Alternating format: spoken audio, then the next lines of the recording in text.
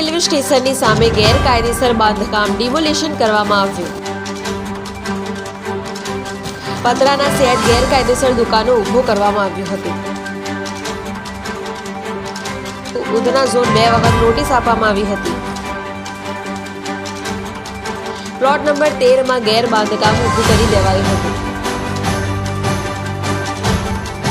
ભાજપના લઘુમતી સેલના કાર્યકર્તા દ્વારા ઊભું કરાયું હતું ગેરકાયદેસર બાંધકામ। 4 દુકાનો ઊભું કરી દેવામાં આવ્યું।